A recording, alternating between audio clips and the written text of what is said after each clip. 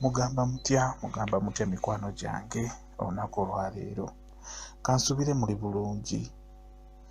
Okusookera ddala tuli ku channel yaffe eyitibwa Kyayiti ya YouTube channel yaffe. Tulina ne Facebook eyitibwa Kyayiti. Osobola okugendayo neweegatta ku page eyo n'ogirayikinga. Page yaffe eyo n'ogigattako eya Facebook weerinnyo. Olunaku olwaleero njagadde twogere ku nsonga ey'amazzi. Ensonga y'amazzi, abaana abawala ebasumbuwa nnyo oba abakyala. Mu butuufu nga tolinayo mazzi wadde. Era bwe mutandika ensonga eyo obeera ddala mukalu. Oba ng'otandika bulungi nnyo naye gye biggweera eyo mu maaso obeera olumizibwa, bikutama n'owulira nga tokyayagala munno abikkole olw'ensonga nti obeera okoze eki? Obeera okaze. Olunaku olwaleero ngenda babuulirayo genda obbayamba okwongera amazzi mu mubiri gwammwe, naddala mmwe abakyala agagenda okukuyamba mu nsonga eri nga bw'otegedde. Amazzi ogenda gafuna bulungi nnyo oba ojja kwongerako gw'abadde alina ku bino bye ngenda okubuulira bye njagala okozese.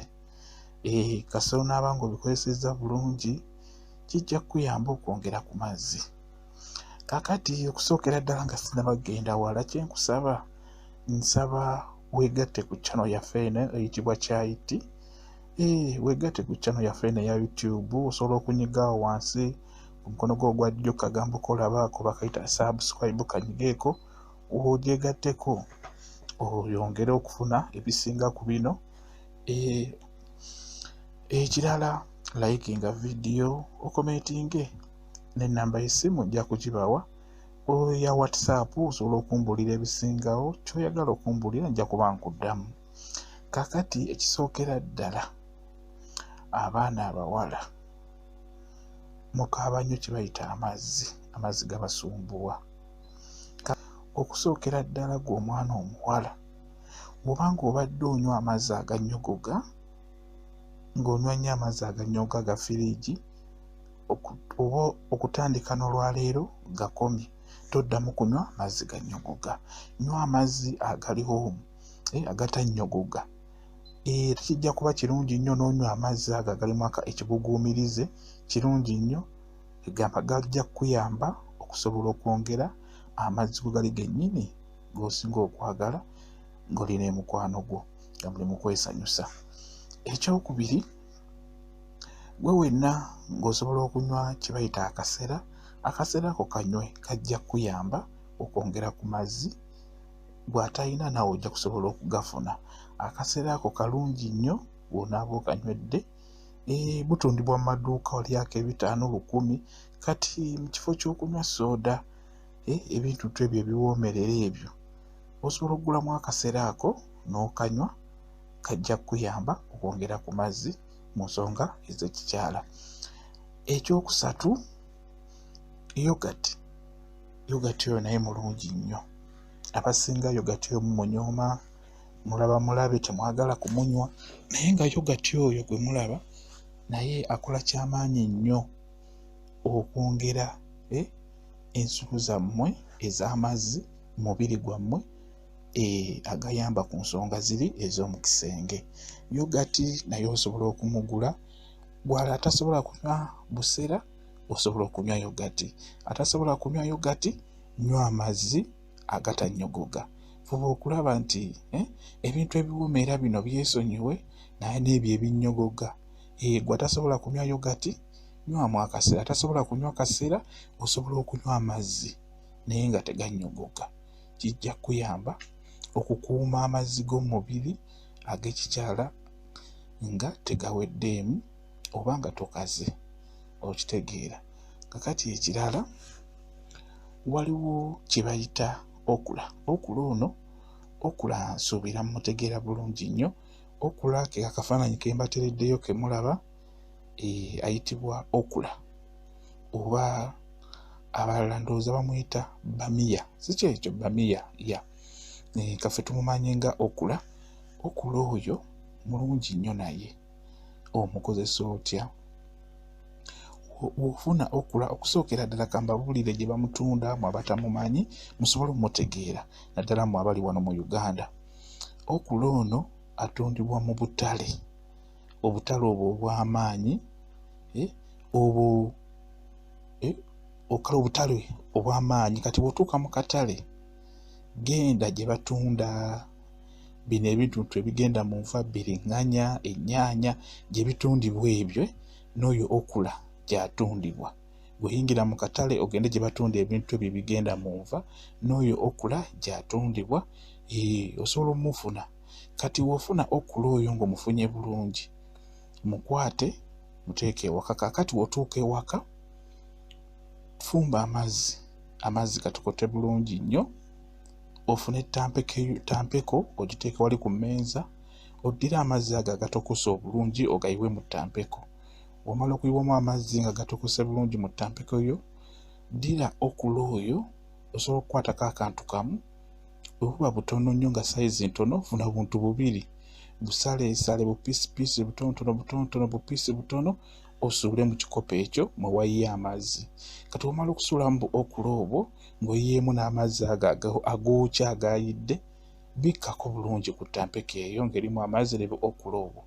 Kati wamala okubikkako, kiweemu time oba eddakiika biwole. Bwe biwola bulungi n'olaba nti gawoze, nywa tampeko eyo ogimalemu ey'amazzi ago ge watadde omwo mu tampeko.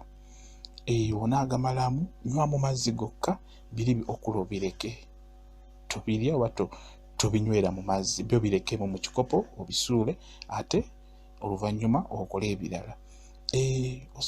Olunaku osobola okunywayo tampeko zo nga 2 oba 3, kisinziira ngeri gy'osoboddemu kubifuna ne time gy'olina. Osobola okunywayo tampeko yo 2 olunaku, n'onywayo ku makya ne kawungeezi, oba n'onywayo kawungeezi ne mutuntu ne ku makya. Ate okula oyo ekirala osobola omuteeka mu nva, kuba tagaana mu nva, omugula bulungi nnyo n'omusalira mu nva nga ennyama, enva ez'enjawulo. Kati bw'omusalira mu nva ezo, ekirungo kiri ekiyamba gwe omukyala okufuna amazzi ago ge weetaaga, ago agagenda okukuyamba mu nsonga zire ez'omu kisenge. Woddira okula oyo n'omusalira mu nva, ogenda kukifunira mu nva ezo z'ogenda okulya, okitegeera. Kiri ekiyamba nnyo n'ofuba okulaba nti mu nva oteekamu ebyo ebigenda okuyamba emibiri gyammwe gw'omukyala wamu n'omwami wo, okitegeera kwegamba. Fuba okulaba ng'obinoonya by'oba oteeka mu nva, by'ofunamu gwe bw'owuuta ku supu w'enva ezo n'omanya nti mu supu omwo mulimu okula, ogenda kufuna ekirungo kya okula kikuyingire mu mubiri gwo, ofune amazzi agajja okuyamba, obeere ng'onyumirwa ensonga ezo ez'omu kisenge nga bw'okitegeera. Mbawaddeko ebyo ku ebyo bye nkuwadde, osobola okulondako ekimu ky'osobola okukozesa, naye nga kirungi byonna n'obikozesa ng'obikozesa mu tayimu yo, okitegeera. Nkuwadde akasera, yogati, amazzi agabuguumirira agakibuguumirize oba agatannyogoga, owulira, ne okula oba tumuyite bamiya. Bintu bijja kukuyamba bulungi nnyo, bw'atalina amazzi ojja gafuna bulungi nnyo, okuggyako n'ekirala kye mutalina kwerabiramu abaana abawala. Bw'oba ogenda n'omwami wo mu kikolwa ekyo eky'omukwano, sooka weggyeko ebirowoozo byonna by'olowooza, kuba ebirowoozo ebyo bibuza nnyo obwagazi wamu n'amazzi. Ate kasoobula obwagazi n'amazzi gaba tegajja kujja. Kati n'olwekyo bw'oba mugenda mu kikolwa ekyo eky'omukwano, sooka weggyeko ebirowoozo byonna, wegamba mutuuke kigendamu nga tolina by'olowooza wadde n'akamu. Bw'onaaba olowooza ebintu byonna by'olowooza ku bwongo bwo, togenda kufuna ky'oyagala nga muli mu kisenge. Tojja kunyumirwa, omwami wo tagenda kunyumirwa, olw'ensonga nti ogenda kuba olina ebirowoozo by'olowooza, tosobola kufuna bwagazi. Kati nga tonnaba kukozesa ddagala eryo ly'oba ofunye okukozesa, naye gwe kennyini sooka weezuule omanye nti mbutuufu eddagala ndifunye, naye nze ndi ntya, sirina birowoozo. Kuba n'ebirowoozo by'olaba biremesa abakyala okufuna amazzi. Okitegeera, biremesa obwagazi okujja, ebirowoozo, endwadde ezo ez'obukaba nazo mbi nnyo, nkabootongo, kandida. Oyo kandida naye abuza nnyo amazzi. Omukyala olina okwejjanjabisa kye bayita kandida, wamu ne kabootongo. Mulina okwejjanjabisa osobole kwegamba omubiri gubeere nga mulamu bulungi, tojja kubulwa mazzi. Bw'onaanywa eddagala eryo ojja kuba oyongeddeko bwongezi, kwegamba kunyumirwa kintu, nga naye ekikulu sooka wejjanjabise bulungi nnyo. Ekirala, ebirowoozo ebyo kintu kikulu nnyo okubyeggyako. WhatsApp yange kweri eri 07777843401. Enamba yange ya WhatsApp.